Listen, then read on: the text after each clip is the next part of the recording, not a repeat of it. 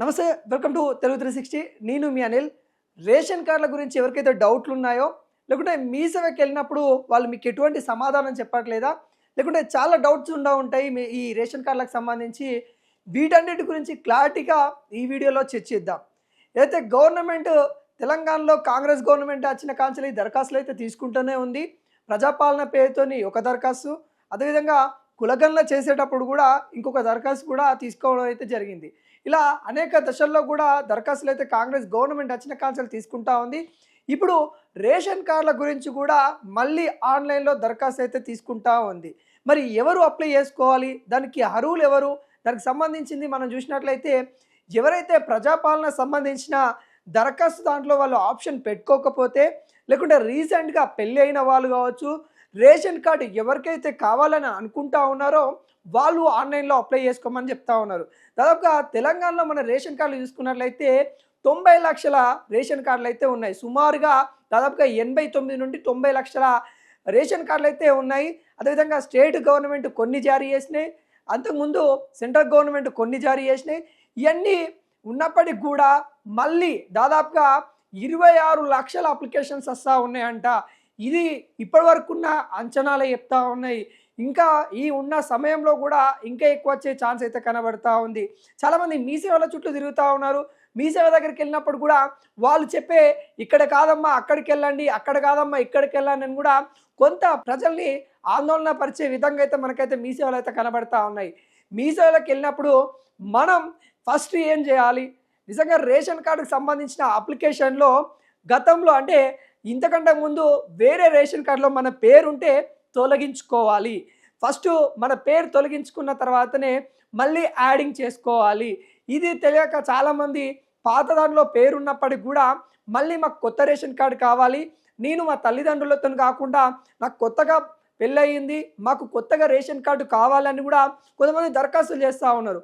అప్పుడేమైపోతుందంటే తల్లిదండ్రులతో పేరు అలానే ఉండడం వల్ల వీళ్ళది కొత్త రేషన్ కార్డు కావాలి అన్నప్పుడు కూడా కొంత ఇబ్బంది అవుతా ఉన్న సిచ్యువేషన్ కనబడతా ఉంది. అదేవిధంగా మహిళలలో అంటే ఎవరైతే పెళ్లి చేసుకొని అత్తారింటికి వచ్చిన అమ్మాయిలు ఎవరైతే ఉంటారో వాళ్ళు వాళ్ళ తల్లిగారి ఇంటికాడ ఉన్న రేషన్ కార్డులో కూడా పేరు రిమూవ్ చేసుకోవాలి.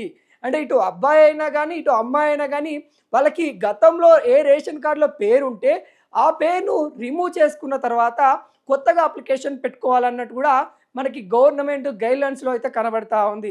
ఇప్పటికీ వీటికి సంబంధించిన మీ సేవలో కూడా అప్లికేషన్స్ అయితే తీసుకుంటా ఉన్నారు. మీరు ఎవరైతే బిలో గ్రామీణ ప్రాంతాలలో 2 లక్షల కంటే ఇన్కమ్ తక్కువ ఉన్న వాళ్ళు, అదేవిధంగా సిటీలో 1,80,000 కంటే తక్కువ ఉన్న వాళ్ళు రేషన్ కార్డు మరి అప్లై చేసుకోవచ్చు అన్నట్టు కూడా గైడ్లైన్స్ అయితే చెప్తా ఉన్నాయి. రేషన్ కార్డు ఇప్పటివరకే చాలామందికి లేవన్నట్టుగా గత పాలకులు ఎవరైతే బీఆర్ఎస్లో మరి 10 సంవత్సరాల కాలంలో కూడా రేషన్ కార్డులు అతి తక్కువగా ఇవ్వడం, దరఖాస్తులు కూడా చాలా తక్కువ తీసుకోవడము జరిగింది. దాన్ని కాంగ్రెస్ పార్టీ వాళ్ళు కూడా చాలాసార్లు ఖండించడం అయితే జరిగింది. మీ కాంగ్రెస్ గవర్నమెంట్ వచ్చిన తర్వాత కొత్త రేషన్ కార్డులు ఇస్తామని కూడా ప్రజలకి చాలా సందర్భంలో హామీ ఇచ్చారు. ఆ హామీ నెరవేర్చుకోవడానికి ఇప్పటికే మంత్రివర్గం కావచ్చు, తెలంగాణ ముఖ్యమంత్రి యనుమల రేవంత్ రెడ్డి కావచ్చు ప్రయత్నాలు అయితే చేస్తూ ఉన్నట్టు కూడా మనకైతే తెలుస్తూ ఉంది. దానిలో భాగంగానే తెలంగాణలో కొత్తగా రేషన్ కార్డుల కోసము ఎవరైతే ప్రజాపాలనలో మీ ఇంటికి వచ్చినప్పుడు రేషన్ కార్డు కోసం అప్లై చేసుకొని వాళ్ళు ఎవరన్నా ఉంటే మీ సేవకి వెళ్ళి అప్లై చేసుకోండి అన్నట్టు కూడా క్లియర్ కట్గా ఆదేశాలు అయితే ఇస్తూ ఉన్నారు. ఎవరైతే ప్రజాపాలనలో అప్లికేషన్ పెట్టుకున్న వాళ్ళకి త్వరలో డిజిటల్ కార్డులు అయితే రాబోతూ ఉన్నాయి, ఆ ప్రాసెస్ నడుస్తూ ఉందన్నట్టు కూడా క్లియర్ కట్గా చెప్తా ఉంది. ఒకవేళ మీరు ప్రజాపాలనలో అప్లికేషన్ పెట్టుకునేది ఉంటే కొద్దిగా ఆలస్యమైన కానీ మీకు డిజిటల్ కార్డులు వస్తుంది, మీరు మీ సేవకి వెళ్ళి అవసరం లేదన్నట్టు కూడా గవర్నమెంట్ ఇచ్చిన గైడ్లైన్స్లో అయితే కనబడతా ఉంది. ఏది ఏమైనా కానీ మీరు గతంలో అప్లికేషన్ పెట్టుకోకపోతే ఇప్పుడు కొత్తగా వెళ్ళి పెట్టుకోండి, లేకుంటే కాంగ్రెస్ గవర్నమెంట్ వచ్చిన తర్వాత ఎవరికైతే పెళ్ళిళ్ళు అయినాయో వాళ్ళు కొత్తగా పెట్టుకోండి. ఎవరన్నా పిల్లలు 5 years ఎబో అయిన వాళ్ళు ఎవరైనా ఉన్నారో వాళ్ళ పేరు యాడింగ్ చేసుకోండి అన్నట్టు కూడా మన కొత్త గైడ్లైన్స్ అయితే కనబడతా ఉంది. దాదాపుగా 1 కోటి పైనే మరి ఈ రేషన్ కార్డులు ఉండబోతా ఉన్నట్టు కూడా ఒక క్లియరెన్స్ అయితే వస్తూ ఉంది. ఇప్పటికే 90 లక్షల దాకా దాటింది, మరి ఇంకొక 20 లక్షల పైనే కనబడతా ఉన్నారు కొత్త రేషన్ కార్డుల కోసం అప్లై చేసిన వాళ్ళు.